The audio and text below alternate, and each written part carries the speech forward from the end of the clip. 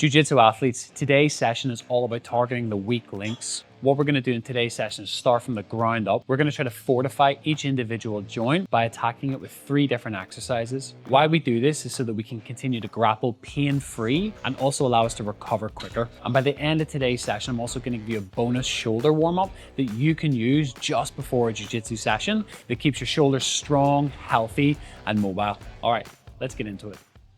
Starting from the ground up, the feet are our foundation, and once they start to cave in, that sends a negative effect up the kinetic chain that basically causes problems all over the body. So what we're going to do is use these next 3 exercises so that we can target and strengthen the feet so that we can strengthen the foundation of our entire frame. So in this first exercise, we're going to work with a floating heel hinge. All you're going to do is lift your heels off the floor and keep them elevated.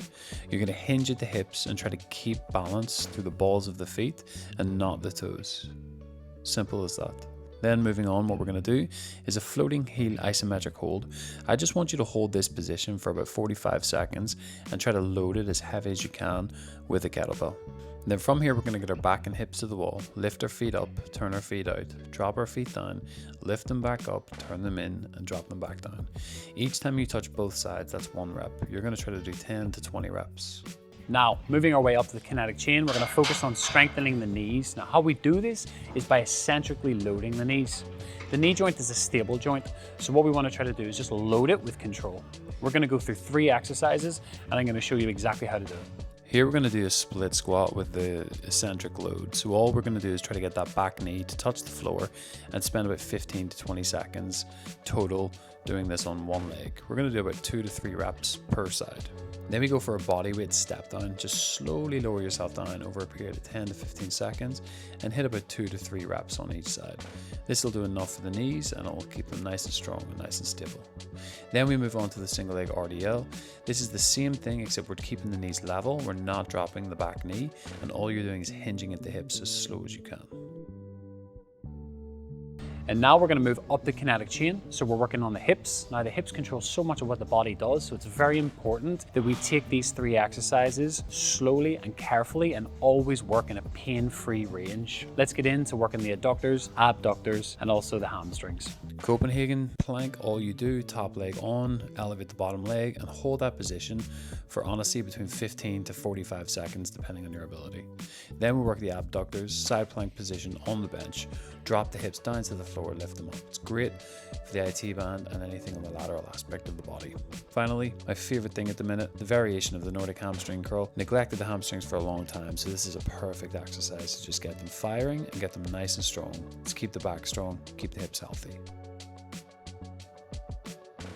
Now, let's move up to the core. Undoubtedly one of the most important areas to work to prevent injury because it is what creates pressure and protects the spine. What we're going to do is work into endurance for the back, and we're going to wrap out the anterior and lateral aspect of the abdomen.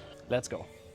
So you slot your feet into the Nordic ham and simply stretch out the core. Try to get as much of a stretch as you can and then contract up. It's great for the side aspect of the core. And then for our back, we're going to hit it with endurance. Just pop yourself up and hold this for about 1 minute to 2 minutes. You can always add weight if it's too easy.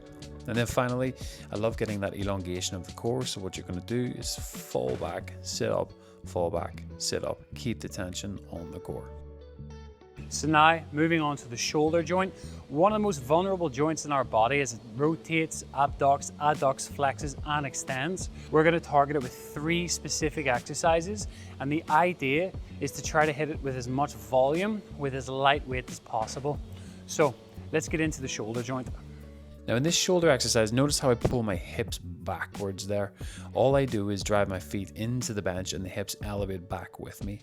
What I want you to try to do is keep your hips at the same level as your chest. Notice how my chest is a bit too high here. So what I want you to do is just keep the hips a bit higher, so you would want to lower the rings. Then we're going to go for an overhead pull. This is great for the lower traps. This is basically pulls the scapula back and down into a nice healthier position than what they're probably sitting at right now.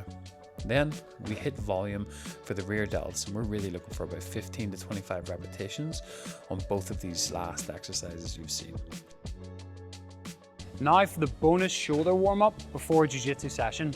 What I want you to do is do all 3 exercises, 10 repetitions each, and cycle them like a circuit before you rest, and then you repeat 2 to 3 rounds. Let's go. All you're gonna do is hit about 10 reps of these, big, large circles, keep your hands as high off the floor as you can, and feel free to add weight as quick as you can if the first 10 reps are a little too easy. Then we move into some serratus lock-ins. All you're gonna do is just try to get your shoulder blades to touch and then separate your shoulder blades as much as you can. And once it gets easy, just get yourself right up into that full push-up position to make it slightly more challenging. Here, we're gonna go for some reach outs. And again, just keep the hands up. And what you wanna try to do is get weights in both of those hands as quick as you can. Finally, let's work the neck, one of the most exposed areas in our entire body that's constantly attacked. What we're gonna do is strengthen it from all angles. So use these 3 exercises, and most importantly, take them easy to begin with. Avoid loading them with too much weight too quickly. Now with neck bridges, you gotta be very careful. Make sure you don't overdo this. Start with 5 reps, then 10 reps, then 15 reps. And once you get good enough, lift yourself up and see if you can hold yourself for a period of time. Maybe it's 5 seconds, maybe it's 45. Just test it out. Then we do the exact same thing except laterally on the side of the neck.